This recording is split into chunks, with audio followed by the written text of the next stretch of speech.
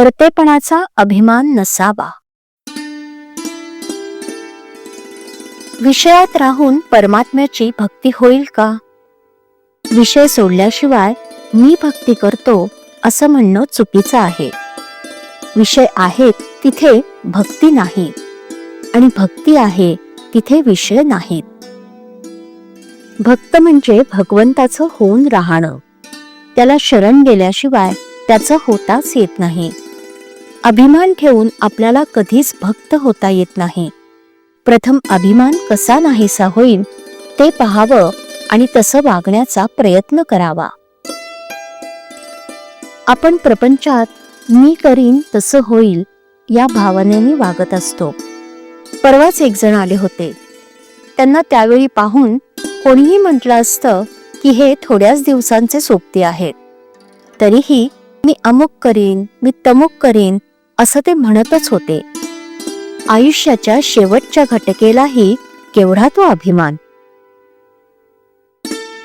म्हणून सांगतो की मी करतो ही भावना टाकून देऊन सर्व काही तोच करत आहे आणि त्याची इच्छा असेल तोपर्यंत आपल्याकडून तो करवून घेत असतो ही भावना ठेवून वागावं.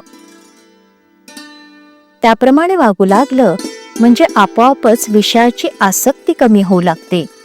मी करता आहे ही भावना गेल्याशिवाय परमार्थ करता येणं शक्यच नाही. कोणतंही कर्म केलं म्हणजे अमुक एक फळ मिळेल म्हणून वेदात सांगितलं आहे. त्यावरून वेद हे विषयासक्ती वाढवतात असं काही जण म्हणतात. पण वडील माणसं जसं औषध देताना गुळाचा खडा दाखवतात त्याप्रमाणे ते आहे. माणसाने फळाच्या आशेने तरी कर्म करायला लागावे.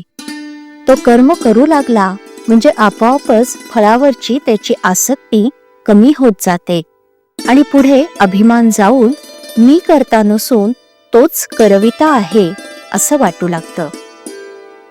मग तो जे कर्म करील ते देवाला आपोआप अर्पण होतं. संकट आलं म्हणजे आपण देवाला नवस करतो.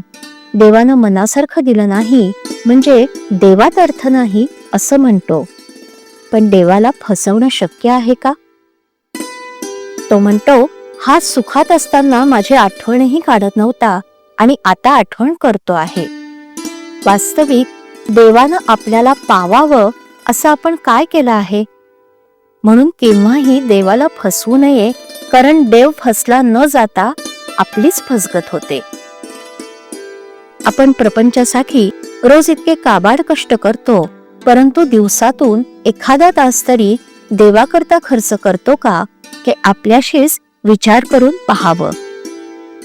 श्रीराम. श्रीराम जय राम जय जय राम. श्रीराम जय राम जय जय राम. श्रीराम जय राम जय जय राम.